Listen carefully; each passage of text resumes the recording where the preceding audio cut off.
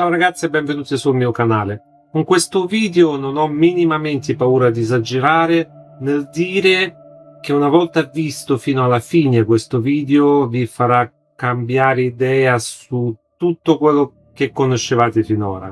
Sembra una frase fatta, esagerata, ma come ho detto prima non è il mio stile. E se dico che non ho paura di esagerare perché effettivamente è così.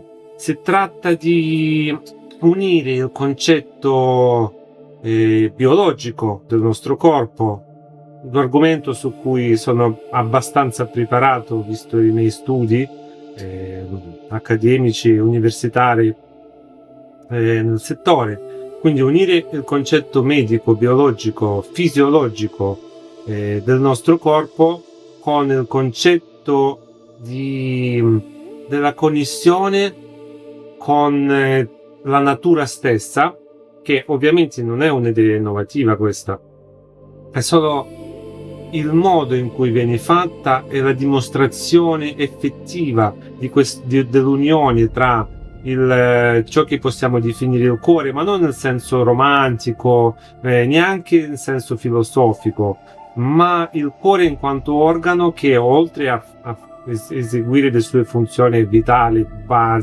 basilari, fondamentale per il nostro corpo, oltre a questa produce dell'energia elettrica, biomeccanica, effettiva, reale, delle onde. Queste onde sono sincronizzate in un certo senso con la natura stessa, il pianeta, tutto il resto di biologia che ci circonda, fino ad arrivare al cosmo e le stelle.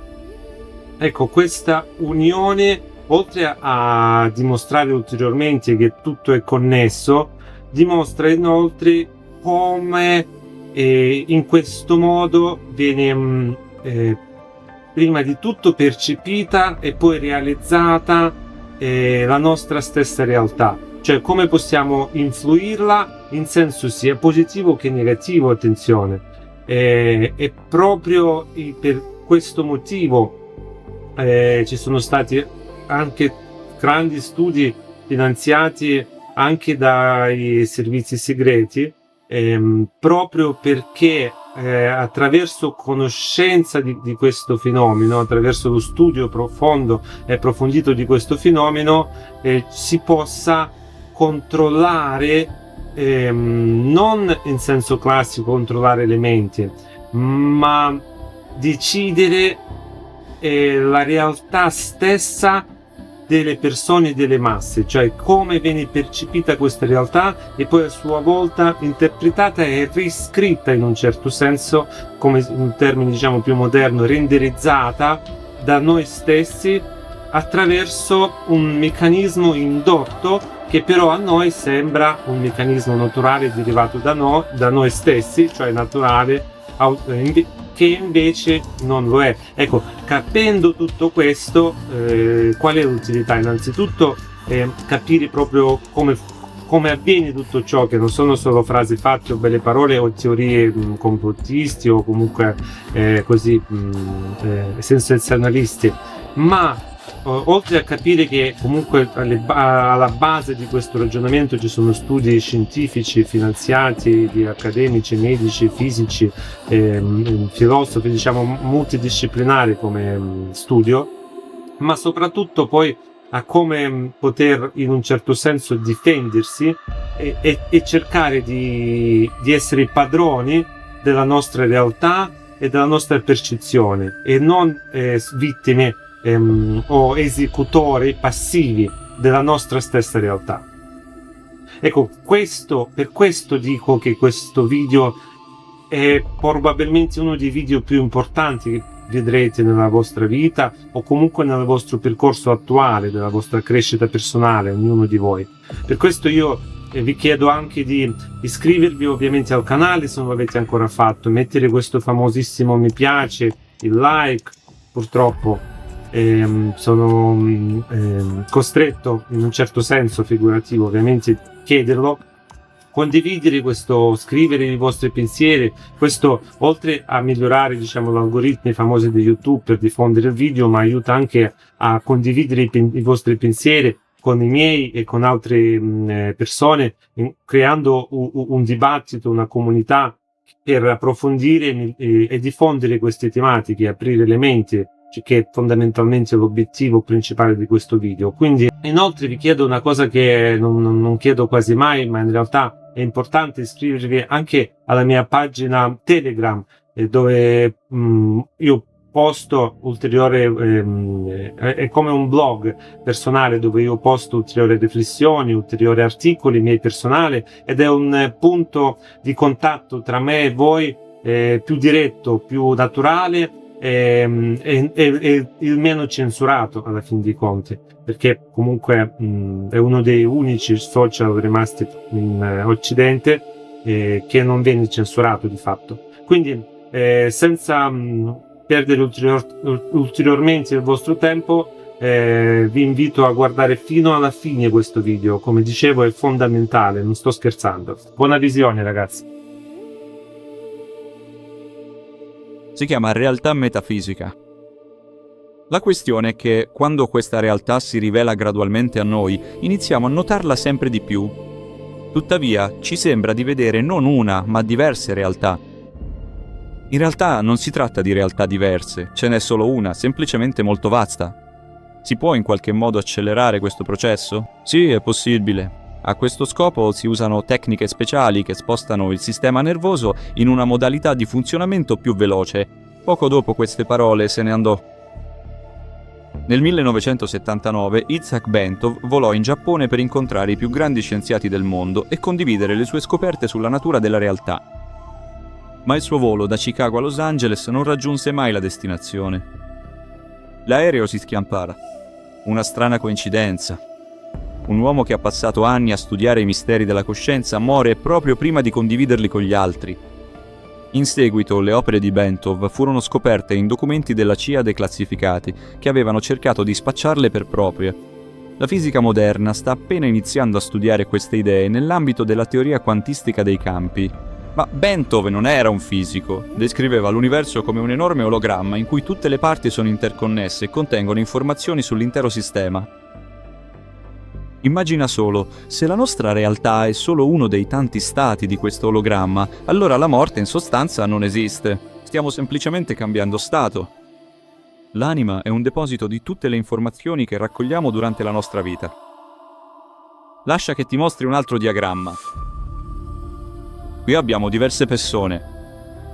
Chiamiamo questo Joy, questo Jim e così via. Questi sono i loro corpi materiali. E a livello materiale esistiamo tutti come esseri separati. Tu sei seduto lì, io sono seduto qui. Cioè, ognuno è per conto proprio. Ora disegniamo un altro livello. Sarà leggermente più in alto. Chiamiamolo il livello dell'anima individuale.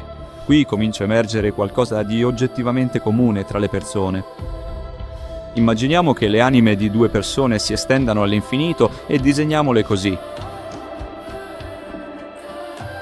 Cosa vediamo qui adesso? Vediamo che a livello fisico esistiamo separatamente e differiamo, per così dire, di questa quantità.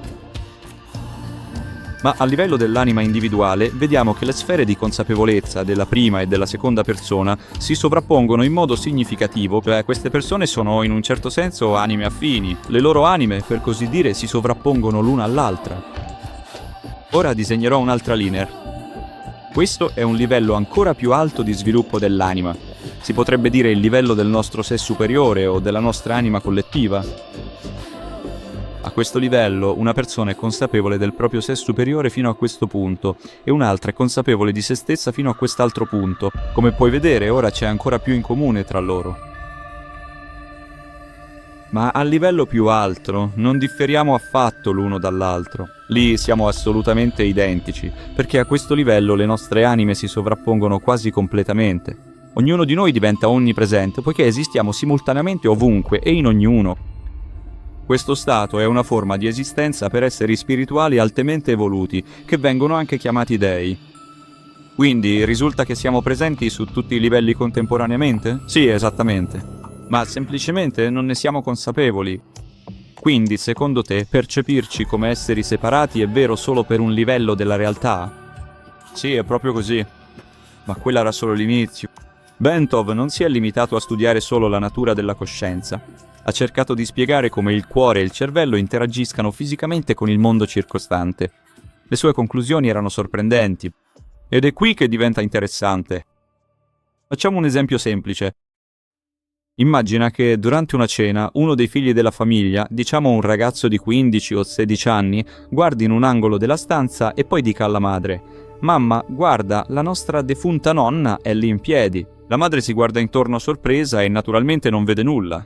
E uno psichiatra poi dice al ragazzo: «Oh giovanotto, hai un problema serio». E gli prescrive il torazzina, l'elettroshock o qualcosa del genere. E un paio di settimane dopo il ragazzo torna completamente normale e in salute, ma non vede più la nonna. No, certo che non la vede più. Significa che questa sua capacità è stata disattivata. La psichiatria chiama questo processo di percezione espansa psicosi schizofrenica acuta. E secondo te è possibile che l'adolescente abbia davvero visto qualcosa di paranormale? Ha vissuto un'espansione spontanea della percezione? La cosiddetta realtà metafisica gli si è aperta. È il sistema nervoso che in realtà forma il quadro osservabile della realtà. Tutto ciò che ci circonda, fiori, sedie, microfoni, insomma, tutto ciò che percepiamo attraverso i nostri sensi, ma lo percepiamo solo entro un certo spettro. Ad esempio, non vediamo la luce ultravioletta o infrarossa e sentiamo solo nella gamma da 20 a 20.000 Hz. In altre parole, i nostri sensi sono limitati, ma quando andiamo oltre questi limiti ci si apre davanti una realtà metafisica diversa. La notiamo sempre di più. Tuttavia, ci sembra di vedere non una, ma diverse realtà. Ma in realtà queste non sono realtà diverse. È una sola, semplicemente molto vasta. Dopo molti anni di esperimenti e auto-osservazione, Bentov scoprì che il battito cardiaco crea un'onda ritmica che attraversa la colonna vertebrale fino al cervello. Questo micromovimento meccanico, misurato in frazioni di millimetro, crea vibrazioni che si sincronizzano con il campo elettromagnetico di tutto il corpo. Ma la cosa più interessante è che queste vibrazioni sono in grado di risuonare con frequenze che permeano l'intero universo, dagli atomi al movimento dei corpi celesti più massicci. Bentov riteneva che ciò non fosse una coincidenza, ma la prova che l'uomo e l'intero universo sono indissolubilmente legati tra loro. Forse una delle opere più straordinarie scritte da Itzhak Bentov è il libro Stalking the Wild Pendulum. In esso spiega cos'è la matrice o la natura olografica della realtà. Descrive come avviene la sincronizzazione delle frequenze, cos'è il campo elettrostatico terrestre e in generale spiega concetti complessi con un linguaggio semplice, a volte utilizzando immagini piuttosto insolite e modi di dire particolari. Ad esempio, diceva che tutte le persone sono come uvetta nella gelatina. Se un'uvetta inizia a vibrare a una frequenza più alta e con maggiore ampiezza, presto tutte le altre uvette in quella gelatina inizieranno a risuonare con essa all'unisono. Ma se la frequenza di oscillazione tra le uvette differisce troppo, allora potrebbe non verificarsi la risonanza tra di loro. Qui ci sono due possibilità: o entreranno in risonanza, oppure l'uvetta con l'oscillazione a frequenza più alta sovrasterà quella a frequenza più bassa. Bentov credeva che il cuore fosse un generatore a bassa frequenza, che crea onde stazionarie che si estendono oltre il corpo. In teoria, queste onde possono entrare in risonanza con la matrice olografica dell'universo. Circa 20 anni dopo, la ricerca nel campo della cardiologia ha confermato che il campo elettromagnetico del cuore si estende per diversi metri oltre il corpo ed è in grado di alterare la funzione cerebrale. Bentov arrivò a queste conclusioni molto prima che la scienza le confermasse. Per lui la meditazione non era solo un modo per calmare la mente. Era un metodo per sincronizzare cuore e cervello che permette a una persona di percepire e studiare le strutture profonde della realtà stessa. Con una sincronizzazione cuore-cervello di alta qualità, la nostra percezione si espande notevolmente e allora vediamo la realtà come un unico infinito insieme in cui la nostra attenzione si muove senza alcun ostacolo. Per Bentov queste non erano cose mistiche, ma assolutamente pratiche. Credeva che il corpo umano fosse uno strumento molto sottile che la maggior parte delle persone non sa come utilizzare. Ma questo modello del corpo umano era solo l'inizio. Nel 2003 un documento della CIA intitolato Project Gateway è diventato di pubblico dominio. Questo documento è stato declassificato e pubblicato sul sito ufficiale della CIA molti anni fa, nel 2003. Chiunque può andare online e leggerlo facilmente. In sostanza, questo documento afferma che sincronizzare cuore e mente attraverso la meditazione apre l'accesso a stati di coscienza espansi, in cui la tua intenzione può alterare direttamente la realtà. Questa era una visione completamente nuova di come è strutturata la nostra realtà, di come funziona davvero e, sulla base di ciò, di come possiamo influenzarla praticamente. A prima vista sembrava un normale rapporto militare sugli stati alterati di coscienza, ma dietro il linguaggio tecnico e asciutto si celava qualcosa di già familiare. Le sue pagine esponevano idee che coincidevano quasi completamente con ciò di cui Itzhak Bentov aveva parlato già alla fine degli anni 70. Si afferma che la coscienza esiste al di fuori dello spazio e del tempo, che il cervello e il corpo vibrano come un unico sistema e che, attraverso la loro risonanza, si può accedere ad altri livelli della realtà. Ma perché la CIA aveva bisogno di tutto questo? Il rapporto sostiene che padroneggiare le tecniche di risonanza permette a una persona di raggiungere la cosiddetta visione remota, in cui si può ottenere informazioni su un oggetto semplicemente pensandoci. In altre parole, si potrebbe fare ricognizione senza nemmeno lasciare la stanza. Il documento parlava anche della capacità di proiettare la coscienza in qualsiasi punto dell'universo, incluso il passato e il futuro. Questo non veniva presentato come fantascienza, ma come un potenziale vantaggio militare. Il progetto Gateway non era una teoria astratta. Faceva parte di un più ampio programma di intelligence militare che applicava conoscenze provenienti dalla fisica, dalle neuroscienze e proprio da quelle idee sul campo unificato dell'universo che Bentov aveva esplorato. I militari prendevano molto sul serio le sue ricerche. Dopotutto, se questo è vero, allora chiunque possieda questa conoscenza sulla natura della percezione umana può cambiare la realtà con la forza del pensiero. Naturalmente, la CIA non poteva fare a meno di prestare attenzione. Ma il progetto Gateway è solo la punta dell'iceberg. Se si va un po' più a fondo, oltre a questo ci sono molti altri progetti molto più strani. Uno di questi progetti studiava la sincronizzazione dei bioritmi cerebrali, in cui i soggetti venivano esposti a sottili impulsi ritmici e anche se erano impossibili da percepire, influenzavano comunque la coscienza e il modo in cui una persona prende decisioni. In altre parole, alterando la fisiologia del corpo si può cambiare il funzionamento del cervello, il che a sua volta può rendere una persona più suggestionabile. Questa non era più solo fantascienza. I documenti affermano che gli agenti della CIA hanno imparato a trasmettere messaggi criptati in luoghi pubblici usando microgesti preconcordati e segnali audio mascherati come rumore ambientale, come i topi. E il punto principale qui non è nemmeno la tecnologia, ma capire come funziona davvero il cervello umano e, di conseguenza, come creare un ambiente in cui le sue debolezze innate possano essere sfruttate contro di esso. Ad esempio, i documenti menzionano la tecnica della dissociazione controllata. La sua essenza consiste nel distaccare l'attenzione dal normale flusso delle sensazioni ed entrare in uno stato di distacco in cui il tempo scorre più lentamente e la memoria funziona molto meglio. Questo è proprio il principio di cui parlava Bentov, cambiare il proprio stato interno per andare oltre la percezione abituale della realtà. Solo che i servizi segreti non lo facevano per illuminazione, ma per controllare gli altri. Per gestire la percezione bisogna controllare cosa le persone vedono e come lo interpretano. Un ex investigatore della Marina USA spiega che L. Ron Hubbard usò la stessa tecnica di Lewis Carroll in Alice nel Paese delle Meraviglie. Formulazioni ambigue, e lo ha ammesso apertamente e più tardi, senza alcun riferimento all'autore, la CIA ha utilizzato il suo lavoro per sviluppare i propri metodi di interrogatorio. Ed è proprio per questo che, di norma, un discorso ambiguo suona più convincente. Già negli anni 60 gli scienziati scoprirono che quando una persona è confusa si comporta proprio come qualcuno che improvvisamente inizia a cadere. Durante una caduta, una persona cerca istintivamente un appiglio. Se lo trova, vi si aggrappa senza esitazione, anche se si tratta di qualcosa di pungente o tagliente. Cioè, in un momento di incertezza, una persona si aggrapperà al primo sostegno che trova. Lo stesso vale per il cervello. In uno stato di confusione, la prima informazione che sembra logica verrà molto probabilmente accettata come verità, senza il minimo pensiero critico. E spesso la persona nemmeno si accorge di questo momento. Chase Hughes ha trascorso molti anni ad addestrare agenti militari e dell'intelligence nei metodi di influenza psicologica. Secondo lui, la confusione non è un caso, ma uno stato che può essere indotto intenzionalmente. L'essenza di questo metodo è distruggere la visione del mondo esistente di una persona e sostituirla con una versione che serve ai tuoi scopi. Inoltre, la persona stessa non si accorge di questa sostituzione. Come avviene questo processo?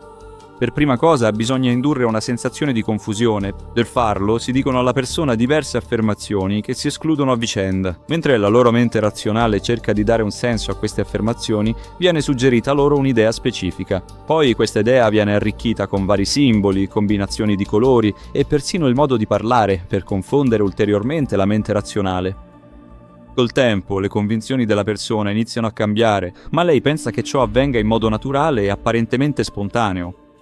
Si sostiene che tali metodi non si limitino a cambiare le opinioni delle persone, sono in grado di creare visioni del mondo completamente opposte all'interno della società. Due persone possono vivere sotto lo stesso tetto ma avere convinzioni assolutamente diverse e ognuna di loro crederà di avere ragione. È proprio in questo modo che le idee di Bintov vengono utilizzate dalle moderne agenzie di intelligence. Se la percezione umana può davvero essere sintonizzata, allora può anche essere controllata. Solo che invece di espandere la coscienza di una persona, le viene imposto un mondo artificiale per limitarla e controllarla. Se prima i metodi di manipolazione venivano studiati e applicati esclusivamente in ambienti di laboratorio, oggi questi laboratori sono diventati i media, i film e i social network. Se la manipolazione ha funzionato, è praticamente impossibile far cambiare idea alla persona. Nell'era dell'alta tecnologia, queste manipolazioni sono diventate ancora più efficaci. Ora, questi metodi di controllo occulto sono integrati direttamente nell'ambiente digitale e utilizzato quotidianamente da miliardi di persone in tutto il mondo. Gli strumenti di manipolazione sono cambiati, ma l'obiettivo rimane lo stesso: decidere al posto della persona come dovrebbe vedere il mondo. Google è stata creata con il supporto della CIA e della National Security Agency. Algoritmi come PageRank e molte altre tecnologie chiave di Google sono stati inizialmente sviluppati dagli Stati Uniti, Defense Advanced Research Projects Agency. Inoltre, durante lo sviluppo del motore di ricerca, uno dei fondatori di Google, Sergey Brin, si incontrò ripetutamente con rappresentanti della CIA e della NSA che finanziarono questo progetto. E questo è stato dimostrato. Sì, è tutto descritto nell'articolo Come la CIA ha creato Google. L'autore di questo articolo ha svolto un lavoro semplicemente colossale. Google non è solo un motore di ricerca che risponde alle domande e aiuta le persone a trovare informazioni. Raccoglie silenziosamente dati sulle tue preferenze, su come reagisci e su cosa stai realmente pensando. Sulla base di questi dati crea un ambiente digitale che corrisponde in modo molto preciso agli interessi di un individuo. Tutto ciò che fai e ogni interesse che mostri online viene utilizzato per costruire il profilo psicologico più accurato possibile su di te. Più questo profilo è accurato, più è facile prevedere e controllare il tuo comportamento. La luce blu proveniente da schermi e monitor altera il sistema di ricompensa dopaminergico nel nostro cervello. Quindi, giusto per farti capire, sono Meta e Google a detenere i brevetti per queste tecnologie. Jack Rose ha notato un dettaglio molto importante. Lo spettatore è influenzato non solo dai contenuti che consuma, ma anche dallo schermo stesso. Con un'esposizione prolungata, la luce artificiale può alterare i processi biochimici nel cervello. In particolare, una diminuzione dei livelli di dopamina rende una persona più passiva e fiduciosa, allenando così il cervello a elaborare le informazioni in un certo modo. Tutti questi processi insieme creano un ambiente informativo che non si limita a trasmettere informazioni, ma cambia la personalità. Non in modo rozzo e diretto come la propaganda ordinaria, ma attraverso una graduale abitudine a questo ambiente. Di conseguenza, i filtri della percezione di una persona cambiano, così che alcune idee diventano più facili da comprendere e accettare, mentre altre potrebbero addirittura non essere notate affatto. Ma per le agenzie di intelligence che sono state all'origine di questi metodi, l'obiettivo non era solo controllare il presente. Mentre in passato le agenzie di intelligence conducevano esperimenti per modellare scenari futuri e prepararsi ad essi, oggi sono i sistemi informatici e gli algoritmi a prevedere il futuro per loro. I modelli abituali di comportamento e comunicazione di una persona ci permettono di determinare con grande precisione quanto sia disposta a obbedire. I luoghi che frequenti, le persone con cui parli e informazioni simili sul tuo comportamento possono rivelare molto della tua personalità. Il comportamento umano è molto simile a quello degli animali, poiché è governato dagli stessi antichi algoritmi biologici del comportamento. Abbiamo una routine, ogni tanto ci discostiamo da essa per provare qualcosa di nuovo e poi vi ritorniamo di nuovo. Le tecnologie moderne ci permettono di fare molto più che semplicemente persuadere una persona. Mentre in passato si limitavano a reagire alle azioni delle persone, ora prevedono e guidano le scelte di una persona prima ancora che vengano fatte. Con un volume sufficiente di dati, gli algoritmi sono in grado di prevedere come cambiano l'opinione pubblica, le abitudini dei consumatori e persino la probabilità di una rivolta popolare, per poi sviluppare contromisure. Queste contromisure possono essere completamente impercettibili. Cambia l'orario di invio dei messaggi, modifica leggermente il carattere e il bordo dell'intestazione, mostra i risultati di ricerca in modo un po' diverso e la probabilità che si verifichi l'esito desiderato dal manipolatore aumenta.